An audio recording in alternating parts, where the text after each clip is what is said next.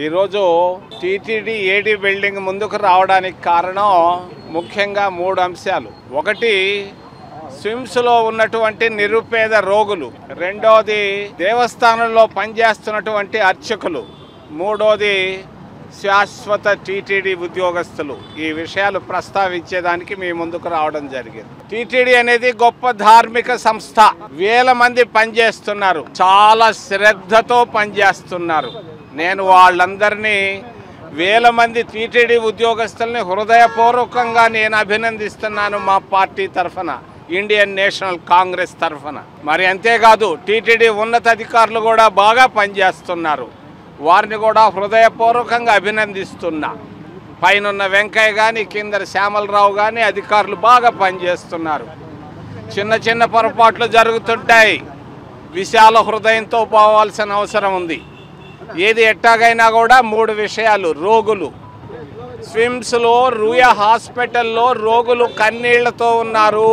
రోగులు, నిరుపేద రోగులు రూయా హాస్పిటల్లోనో స్విమ్స్ హాస్పిటల్లోనో కన్నీళ్లతో ఉన్నారు. కన్నీళ్లు, పేదల కన్నీళ్లు తుడవడమే దైవత్వం, అదే మానవత్వం. అది లేకుండా ఊరికే అటు ఇటు తిరిగి ప్రయోజనం లేదు. నేను గుండె జబ్బులు హాస్పిటల్ కావాలి పేదవాళ్ళకి రాయలసీమ జిల్లాల్లో అని చెప్పాను. చెప్పి 3 నెలలైనా కూడా ఏమీ పట్టించుకోవటం లేదు ప్రభుత్వం, రాష్ట్ర ప్రభుత్వం. నేను రాష్ట్ర ప్రభుత్వ అధినేత విమానంలో ఉన్నాడు, బయట విదేశాలకు వెళ్తున్నాడు, ఆయనకు తెలియజేస్తున్నాను. వెంటనే గుండె జబ్బులకు పేదవాళ్లకు హాస్పిటలు మేము కాంగ్రెస్ పార్టీ ఉన్నప్పుడు తీసుకొని వచ్చాము, దాన్ని మూసేస్తున్నారు. వెంటనే ప్రారంభించాలి. రెండోది, స్విమ్స్ హాస్పిటల్ నిలబెట్టింది నేను, doctor G Subrahmanyam, doctor Manmohan Singh. నిలబెట్టిన హాస్పిటల్లో ముఖ్యంగా నిలబెట్టడానికి కారణం నిరుపేదలకు వైద్యం అందిస్తారన్న ఉద్దేశంతో.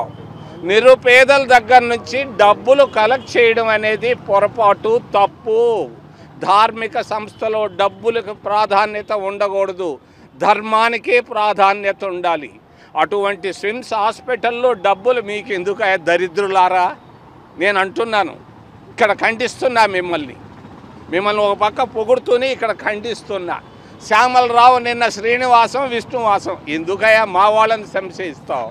పోవాల్సింది నిరుపేద రోగులు. స్విమ్స్ హాస్పిటల్, రూయా హాస్పిటల్లో వాళ్ళు అక్కడ ఉన్నటువంటి రోగులు, వాళ్ళ కన్నీళ్లు దుడిసేదానికి నువ్వేం చేయగలవో దానికి బావయ్య బంగారు, నీకు మంచి పేరుంది, నేను నిన్ను పొగడుతున్నాను.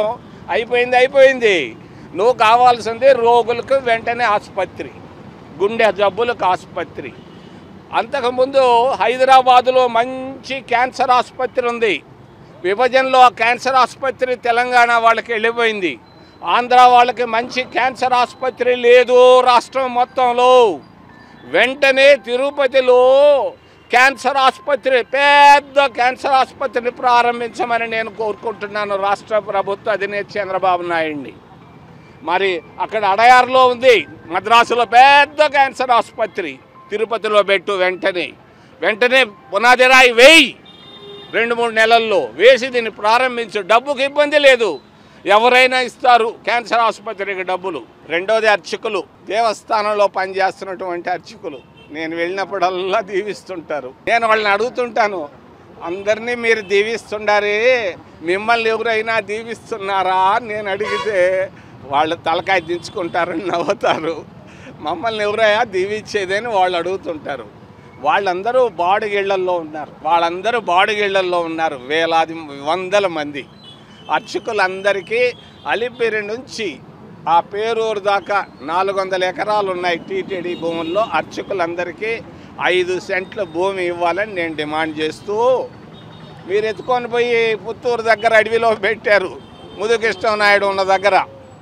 మరి ఆ పుత్తూరు అక్కడ కాదు మాకు కావాల్సింది, అలిపిరి నుంచి స్విమ్స్ అక్కడ పేరూరు దాకా ఉన్న 400 ఎకరాల్లో శాశ్వత ఉద్యోగస్తులందరికీ 5 సెంట్లు భూమి వెంటనే ఇవ్వాలని. శ్యామలరావు, నువ్వు చాలా మంచివాడు, మీ కాకినాడకి నేను వెళ్తున్నా రేపు, నేను అక్కడ ప్రస్తావిస్తా మిమ్మల్ని గురించి. వెంటనే శ్యామలరావు ఈ స్థలాలను గురించి ముఖ్యమంత్రి దావోస్ నుంచి రాగానే పోయి డిస్కస్ చేయి. చంద్రబాబు నాయుడు ఎట్టి పరిస్థితుల్లో నో అనడు నాకు తెలుసు.